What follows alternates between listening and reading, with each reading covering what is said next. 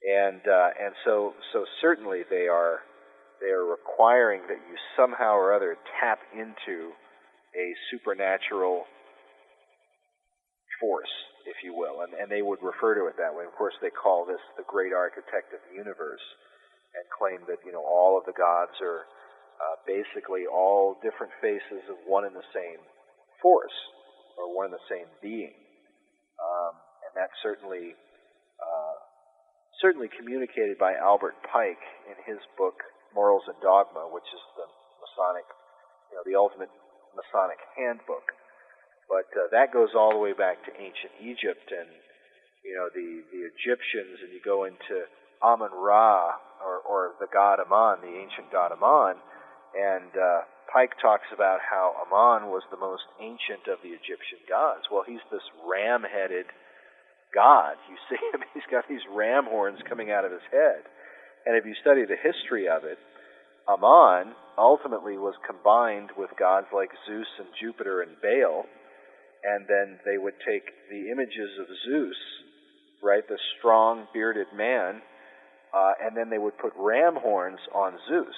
And ultimately all of this evolved into the images that appeared in the Dark Ages of the devil, Satan. And that's where all of that comes from. So Amun, or the ancient god from whom all the other gods emanate, according to Pike and the ancient philosophers, is really Satan.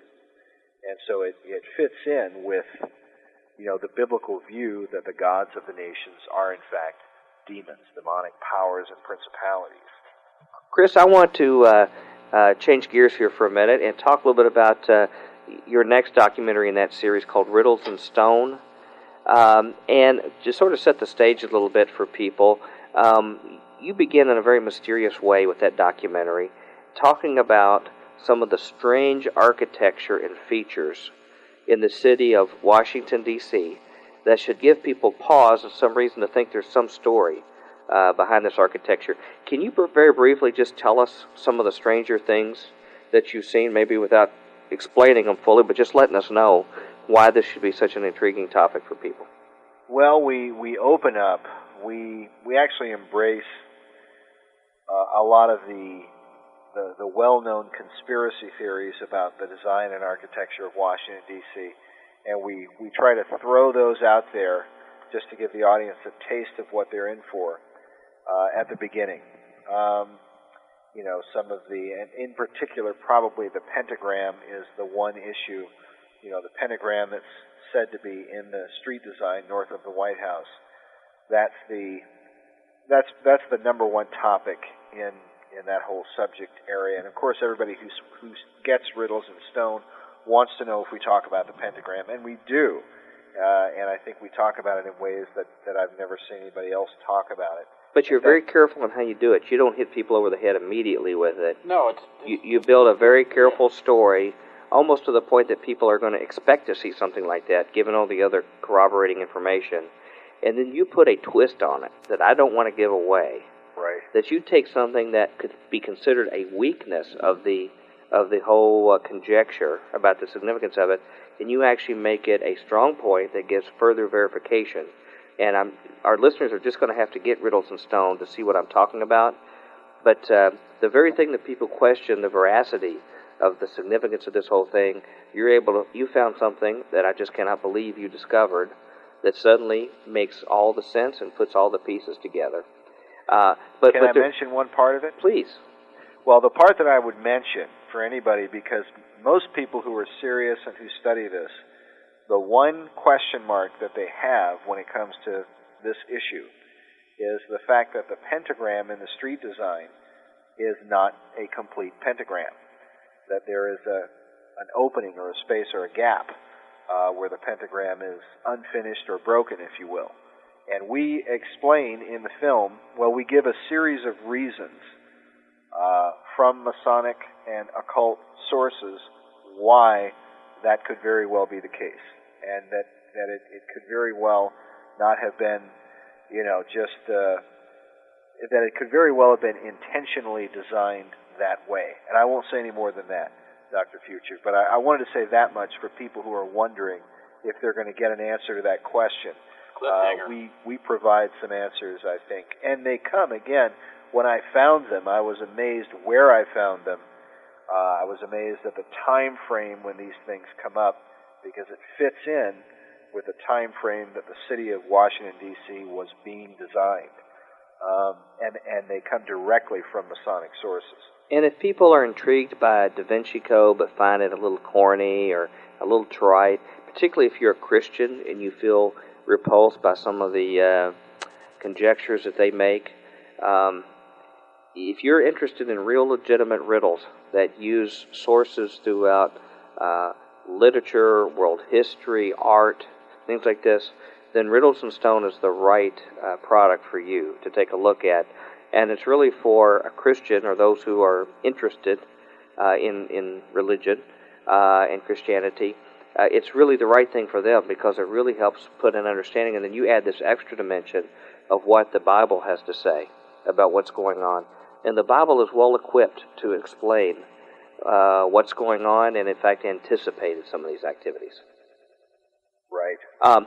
The Riddles and Stone, some of the areas that you mentioned, not only do you mention the layout of the streets, but I was amazed at some of the bizarre architecture, even in our own Library of Congress. Again, if you don't mind me giving away a little bit, one that I saw that you had a brief clip of that I believe it said the true Shekinah glory is man, or something to that effect. The true Shekinah is man. Which is blatantly heretical. Yeah. Oh, yeah. That ain't in the Bible. That takes something that's uniquely of God and attributes it to man, and they're staring right over all sorts of tourists as they parade through the Library of Congress, looking right at them. And that's just one example of many that you uncover. Once you understand what we try to do is we try to explain the philosophies behind Freemasonry and Rosicrucianism, which are the two groups whose teachings and influence and beliefs most greatly influence Washington, D.C.,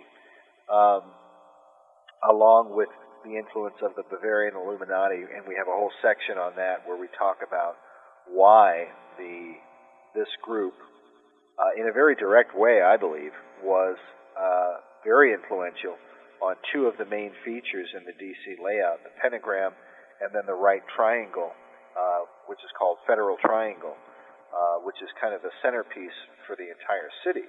But those are Pythagorean symbols, and Pythagoras was the favored philosopher of the revolutionary groups, according to Dr. James Billington in his book Fire in the Minds of Men.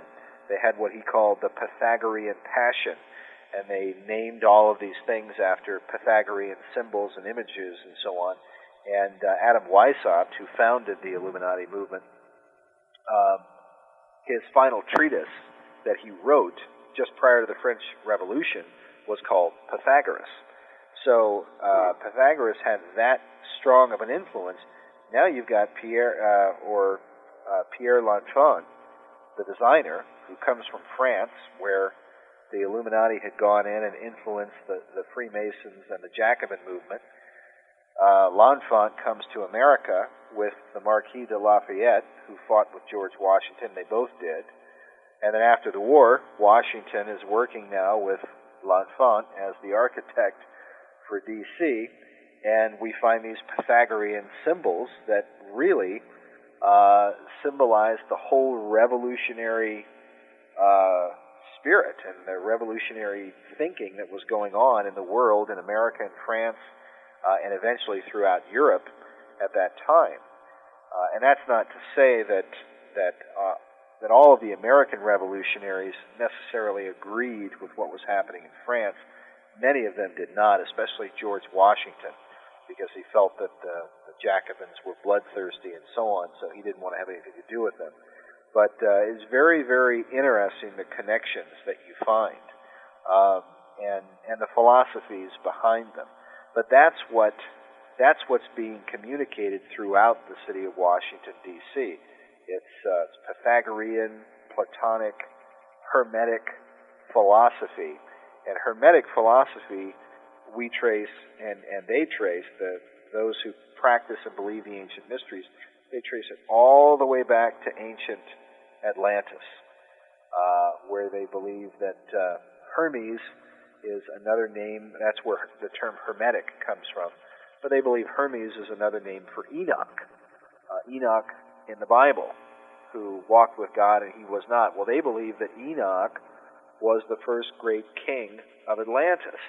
They have all this, mythology around Enoch, and of course it's not biblical, but it's said that the ancient mystery religion came out of Atlantis. Now, you were mentioning the Library of Congress. Most people have not been in the Library of Congress. I'd never even seen the inside of it until I got there. And I have to be honest with you, if you went there and you could take the Library of Congress and submerge it in the ocean, 20,000 leagues beneath the sea, and leave it there for 30 years, and scuba divers went down and they saw it, they would swear that they had found the lost city of Atlantis. Because that is exactly how the Library of Congress is designed. It's like going into another world. I wonder how much it would have resembled the Library at Alexandria. I assume a lot of the same information was also embedded there.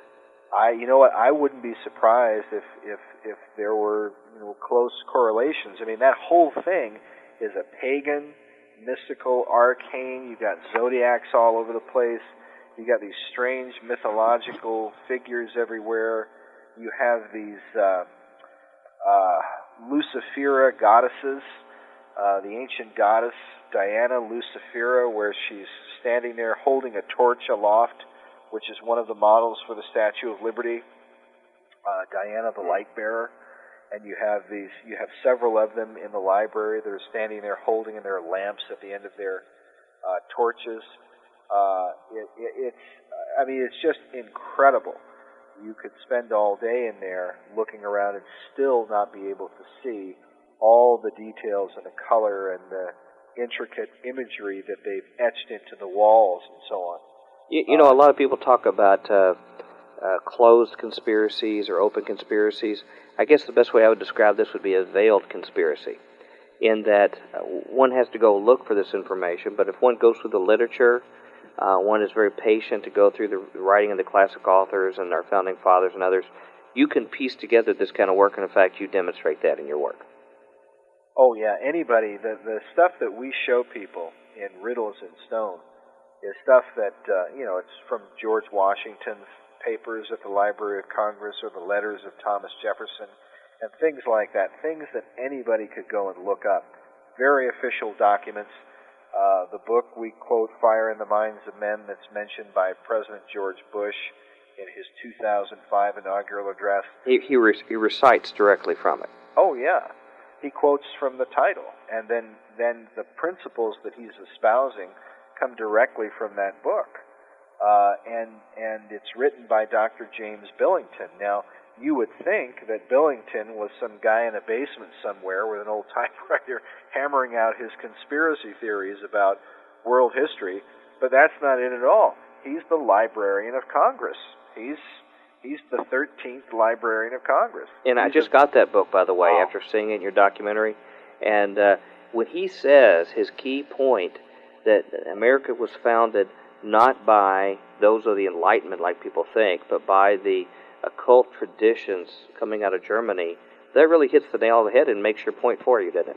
Well, what he says, just to be clear, Dr. Futures, he says the revolutionary faith, and of course the revolutionary faith ultimately came to America, but he doesn't say America was founded. He's very careful not to attribute these things to the American revolutionaries, although I believe you could attribute a lot of this to people like Benjamin Franklin and Thomas Jefferson and Thomas Paine.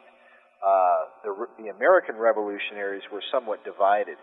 Half of them were very much in tune with what the Illuminati and the Jacobins and those guys were into and what they believed. But people like George Washington, probably Madison and guys like that, and Andrew Jackson, were not so much into that side of it, the more dark occult. But when he's saying that the revolutionary faith didn't grow out of the French Enlightenment, but out of the pro-romanticism and occultism of Germany. He's specifically talking about the Bavarian Illuminati.